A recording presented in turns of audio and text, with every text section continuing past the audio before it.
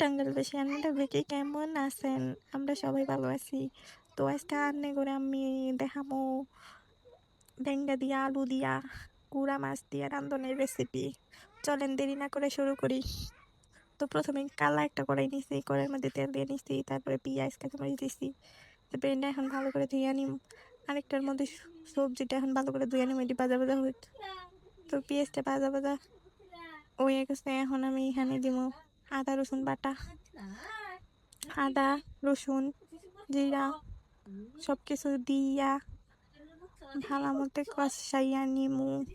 দেখুন এখন জালটা কিন্তু ভালো মতো উঠছে। আমরা কিভাবে করে গুঁড়া মাছ রান্ধি এই রান্নাগুলো আজকে দেখাম।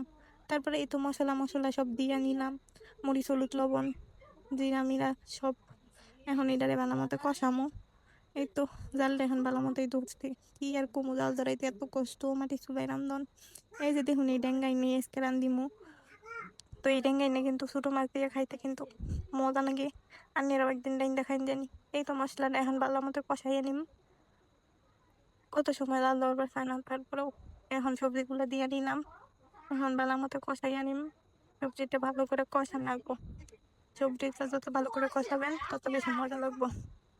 তারপর এই তো সবজিটা ভালো করে কষানো হইতেছে, তারপর ঢাকনা দিয়ে ঢেকে দিলাম। এখন একটু অপেক্ষা করে নেবো সিদ্ধ হওয়ার নিরা। আর এই তো মাছগুলাও ধুইয়া নিতেছি, মাছগুলা ভালো মতো ধুইয়া নেবো। তারপর এই তো সিদ্ধ হয়ে গেছে, এখন একটু সোড়া দিয়ে দিলাম। এখন সোড়া দিয়ে এখন ঢাকা দিম। তারপরে এই তো ঢেকে দিলাম। এখন এই যে বড় উঠে গেছে, এখন মাছগুলা দিয়ে দিম। কারণ মাছগুলো আগে না দিলে আবার সিদ্ধ হবো না, তো কাঁচা করে থাকবো, এই নিয়ে মাছগুলো দিয়ে দিলাম। মাছগুলো ভালো মতো দিয়া তারপরে একটু সিদ্ধ করে কষাই নেবো। এই তো হয়ে গেছে, এখন জিরার ফাঁকি দিয়ে নামাই নেই। এই দেখুন তরকারিটা কত সুন্দর হয়েছে। আন্যেরা ওই বকরা একদিন লাইন দেখাইয়া দেখুন, জানি মেলা মজা লাগবো। একদম নিয়ে খাইতে সেই মজা। বাই বাই, টাটা, লাফেজ, সবাই ভালো থাকবেন।